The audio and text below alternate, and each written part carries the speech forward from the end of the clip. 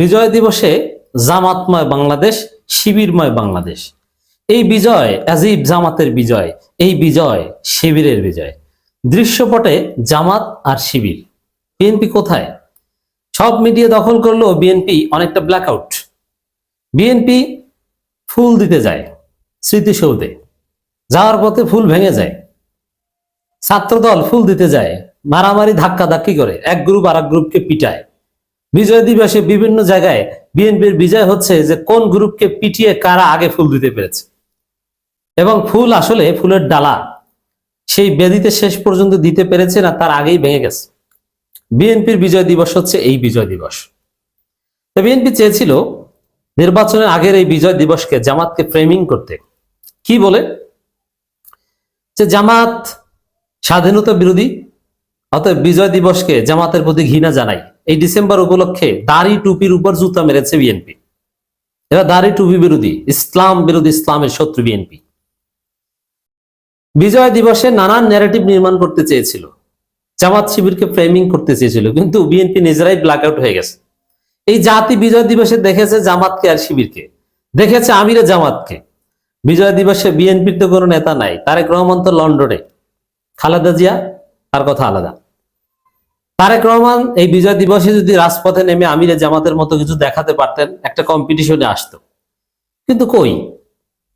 এই বিজয় দিবসও দেখেন, যেখানে জামাতের বিজয় দিবস হচ্ছে একটা ঐক্যবদ্ধ বাংলাদেশের বার্তা, যেটা তরুণ প্রজন্ম এবং এদেশের জনগণের পালস, সবাইকে একটা সুন্দর বাংলাদেশ গড়ার বার্তা।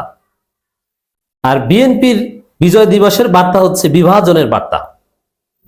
জামাত যুবকদের নিয়ে ম্যারাথন র্যালি করে,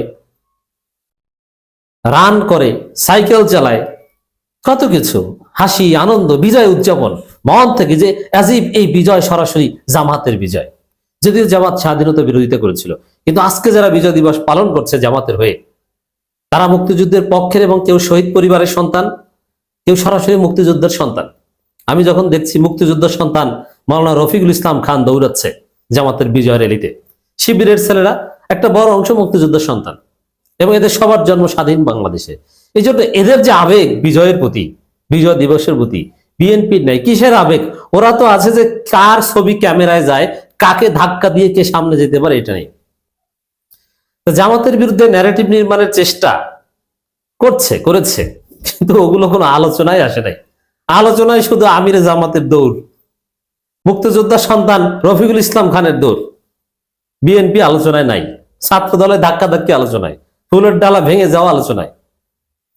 কি মনে করেছেন স্মৃতিসৌধে কি শুধু জামাত? নানান কারণে পুরো জামাত স্মৃতিসৌধে যায় না, আবার প্রয়োজনে যায় বা গিয়েছে এবং ভবিষ্যতে যাবে।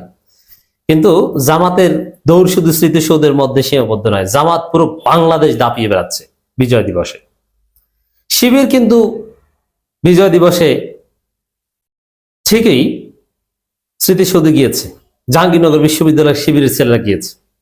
এর মানে শিবির আছে সব জায়গায়, শহীদ মিনারে আছে, স্মৃতিসৌধে আছে, ঢাকার আনাচে কানাচে, অলিতে গলিতে আছে, রাজপথে আছে, সোহরাওয়ার্দী উদ্যানে আছে, মানিক মিয়া এভিনিউতে আছে, সব জায়গায় জামাত আছে, শিবির আছে এবং থাকবে। হ্যাঁ, বিএনপি আছে দুই গ্রুপের ধাক্কাধাক্কিতে।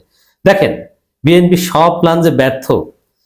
বিএনপি এই ডিসেম্বরের শুরু থেকেই নোংরামি শুরু করেছে, দাড়ি টুপিকে অপমান করা। ছাত্র দলের ছেলেরা দাড়ি টুপির ছবি এঁকে তার উপর জুতো মেরেছে। সেই দেখেন মাইনকে চিপা কাকে বলেও কি ছাত্রদল, বিএনপি, জামাত নেতাদের অপমান করতে গিয়েছে, কিন্তু জাতির সামনে প্রতিষ্ঠিত হলো যে দাড়ি টুপিকে অপমান করেছে। এরা ইসলামের শত্রু, ওদের উপর গজব পড়বে, ওরা পরীক্ষায় পাশ করতে পারবে না, ওদের চাকরি হবে না। দাড়ি টুপিকে অপমান করলে আল্লাহ তার শাস্তি দিবেন, সেটাই হয়েছে। এই কারণে ওদের দেখেন যারা ছাত্রদল করে, ওদের কোনো পেশা নাই, ওরা টাকা ইনকাম করতে পারে না। ছাত্রদলের সাবেক কেন্দ্রীয় সভাপতি, বিভিন্ন সহসভাপতি, এদের অনেককে চিনি, সোহরাওয়ার্দী উদ্যানে গাঁজা খেয়ে পড়ে থাকতো। এখন অবশ্য সোহরাওয়ার্দী উদ্যানে গাঁজা খাওয়া যায় না সম্ভবত। অনেকের সাথে পরিচয় আছে, কোনো পেশা নেই, হতাশ।